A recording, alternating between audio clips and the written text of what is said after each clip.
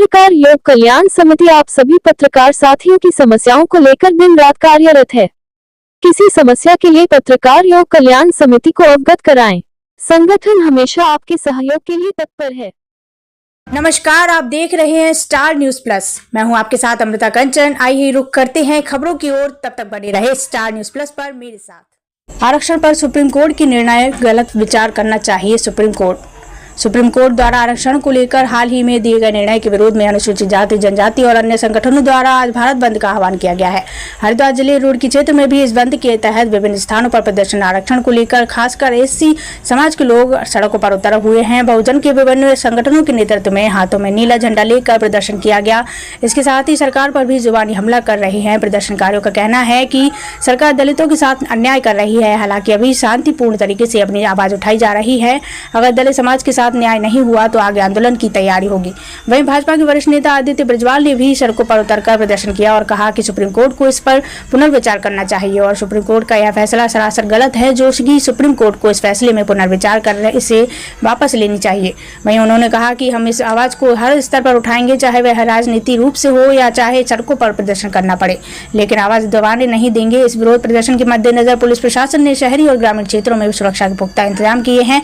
ज्ञापन के दौरान किसी भी अप्रिय स्थिति से निपटने के लिए सुरक्षा के कड़े बंदोबस्त किए गए हैं। स्टार न्यूज प्लस के लिए उत्तराखंड की रुड़की से डायरेक्टर पूजा रानी की रिपोर्ट। सरकार की एक चाल है आरक्षण के अंदर भी आरक्षण। जब ये संविधान लिखा गया तो ये एक गरीब शोषित वंचितों को आरक्षण दिया गया था ताकि ये लोग भी मुख्य धारा में आ सके। लेकिन सरकार की एक मोनोपोली है कि भाई को भाई से लड़ाने की। तो ये हम लोग ऐसा नहीं होना चाहिए, क्योंकि जब आरक्षण दिया गया था वो जो है छुआछूत के आधार पर दिया गया था, ना कि किसी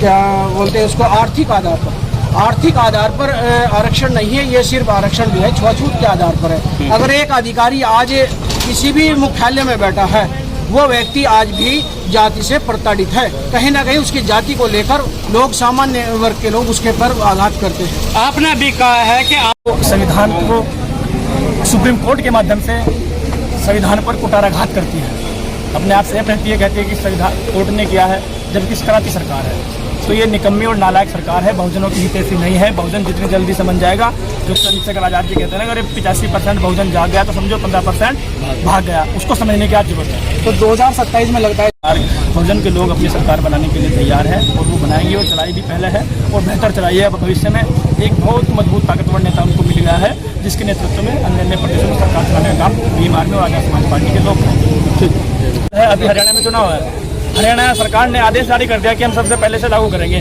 क्योंकि सरकार की मंशा है। अब वो चाहती है कि बहुजनों में जो एकता बन रही है, जो ये दलित समाज इकट्ठा हो रहा है, मजबूत हो रहा है, आदरणीय चंद्रशेखर आजाद को अपना नेता मान रहा है, तो उनको ये पच नहीं रहा है। उनको दिख रहा है कि आने वाले समय में तुम्हारी छुट्टी कर दूंगा।